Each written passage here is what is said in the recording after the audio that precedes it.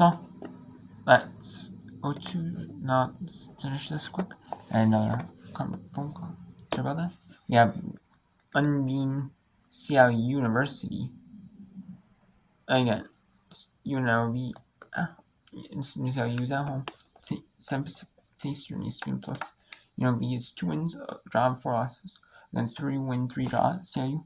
And then we have winless Washington State, Sun Pacific Eastern. Again, 3 draw, 1 loss. Against 2 win, 3 draw, 2 loss. San Diego. UC San Diego. And then win unbeaten New Mexico. Against a good Santa Barbara team.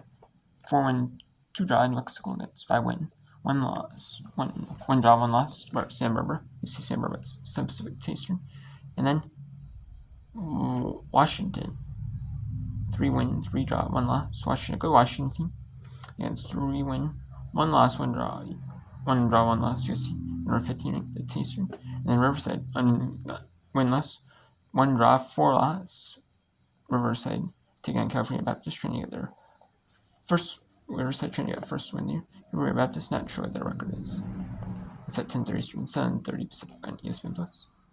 And then earlier today we had South Florida 4-2 over Temple. Eastern Kentucky 2-1 over Northern Kentucky. St. Bonaventure sweet guy Long Island University 1-0. Charleston Southern with the first of the year 4-2 over Citadel. Indiana State 2-0 over Green Bay. And VMI, winless VMI, 1 draw, 7 losses on the season. Still without a win. So, not the best thing for VMI. But hey, the military academies, they're not always there for like winning. So here's what it is. So then we'll bring in. Should bring in UMBC.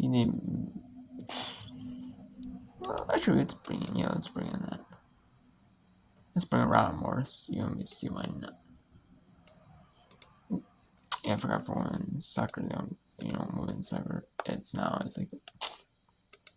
So yeah, you have to actually go into the scores. They say watch, but then it goes to like the watch page, which is fine. So we have the second half here, and you can see that going straight for Florida Dickinson Knights playing St. Joseph at noon. 40. They're playing Dover State on 18th, which is Sunday at noon, and then we Thursday at 4. And then you'll see Sunday and Sunday 21st. We're starting our conference against newcomer Division 1 in NEC New Haven. And then we'll play conference matches. We'll play every team in conference once. Because they have so many teams. Or not a lot of teams, so they're able to play everyone once in conference. And have more of a non-conference slate. Every team has, some teams have less because they play more in conference. And they don't play everyone in conference because if they, like Big Ten, because if they did like SEC or AC, because their schedule will mostly be conference points. So, we'll show you here the second half between Southeast Missouri State and Murray State. Like I said, Southeast Missouri State is winless on the year, trying to get their first win of this 2025 season. So, yeah. So, it is what it is. So let's go to it now.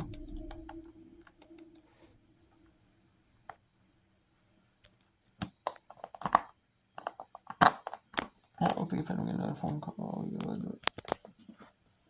Yeah.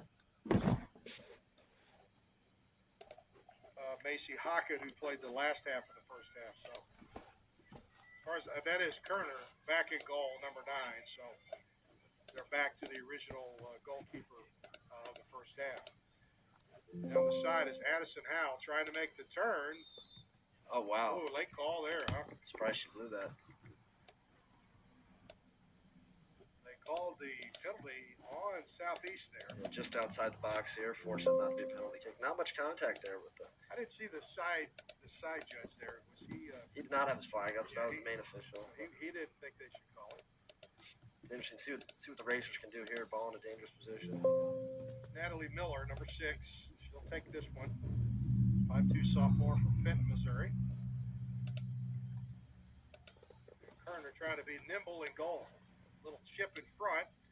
Oh, good service. And almost in there. What a good save by Kerner. That was Mary Hardy who got a foot on it.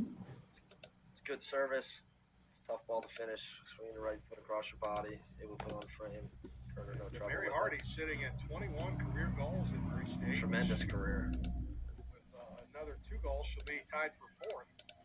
So she's had a great career and still has a whole conference season to play. Believe me, everybody in the Missouri Valley knows about Mary Hardy and what she's capable of, that's for sure.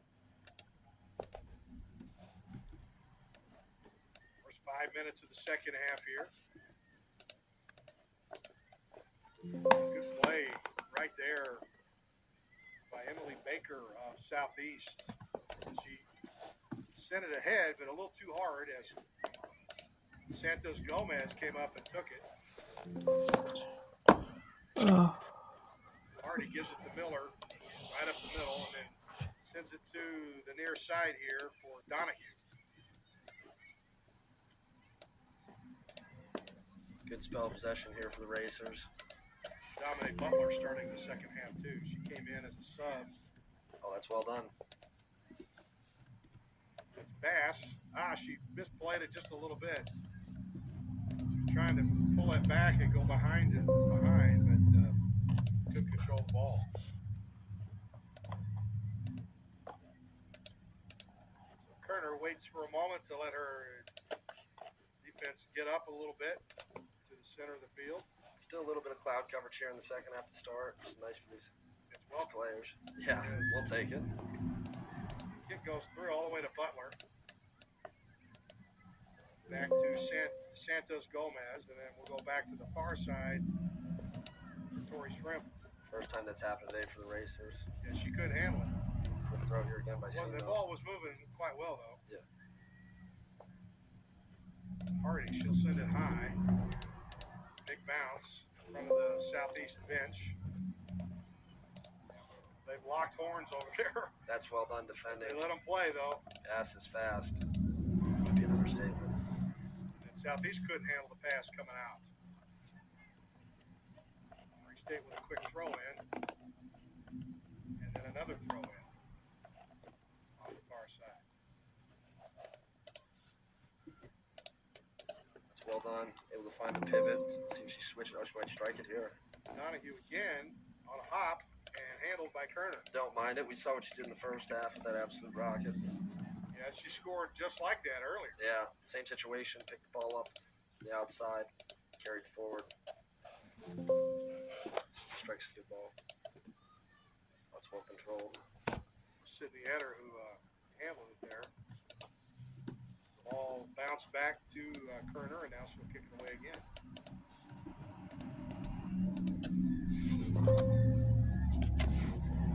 Retreating is Shrimp. That defensive back line for Murray State. Now Butler is in there. She can also. I think Coach Lodge has got. He's too deep in the back, really. At least 4. Yeah. Butler will come in like she did to start the second. No, it's a good problem to have. It's a great problem to have. Unable to go quick there. It's unlucky. Nothing much there. So, that is the whip, not the whip run, but the whip run for right now. For this game, I should say. Let's do Prairie Dickinson and St. John's. Nope. And we cannot do. We'll show you the final 2 minutes between West Chicago and Eastern Michigan. That is Chicago is hosting Eastern Michigan.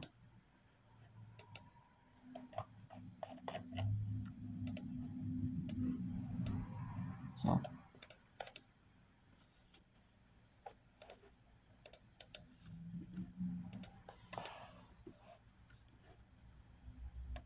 He found the ball. Took the right right side to Grimes. Grimes up the side. Nice job of keeping it bounds. Cervini. Minute 15 left in the half. Up past midfield. Sierra Brown on it. Nice tap to the right side to Great first Baroli. touch there. Yep. And if you're Brown, use your speed. Go at players. And that's where I think she can really succeed. Brown centers it. This is mainly a women's soccer whip round. There may be a few women's volleyball matches, but mainly this is going to be a women's soccer whip round today. So.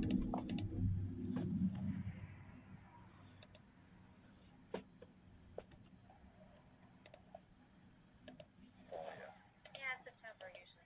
It's going to turn on you at some point. The leaves are already starting to fall. I so saw that's it. Yeah, I fine. know.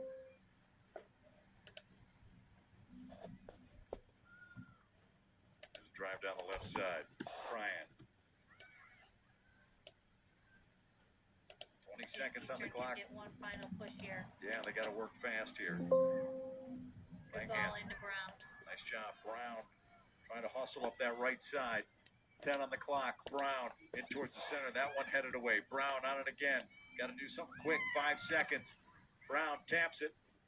They couldn't get a clean kickoff. I thought for a second Taylor Maddock was going to try and punch one through, but they couldn't get anything going. So, first half in the books. Loyola Chicago on the... Yeah, the halftime break. So, we'll do that to halftime. So, we will end that one here. That is 1-0 in favor of Chicago. We'll send you to your Fairleigh Dickinson at St. John's. It says Fairleigh versus St. John's, but it's at St. John's. The only time it's technically versus, yeah, you have to say versus, is when it's like a neutral site game, which for like NCAA women's volleyball. You know, like the matchups that they show, some of them they show, like conference tournaments, other conference tournament matchups, and then you have conference, and then you have like and that same thing with women's soccer is conference tournament, or some select NCAA tournament matchups, and then you have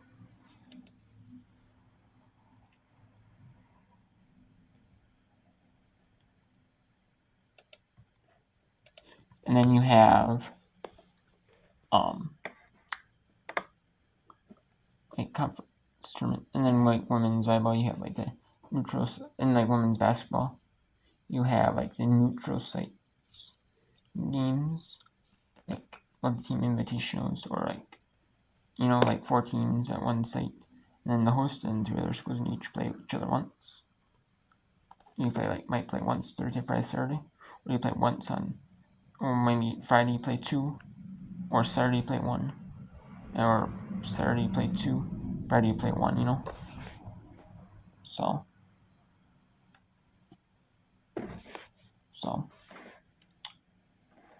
yeah, and then basketball, they have the neutral sites games, you know? Friday they have basketball, like, you know, and then anything else, with the 8-team tournaments, they have some 8-team tournaments in basketball, and then the winners play 3 games, and they play 3 games, and they all play each other once, you know? Not all play each other once, but they play 8 teams, and then they have first place, third place, fifth place, seventh place. And then softball has like multi-team invitationals. So does water polo. Water polo has that. So, for the regular season. And what else? I'm not for sure what else. Since like the conference tournaments and all sports. I'm not really for sure. You know? Like those multi-team invitationals.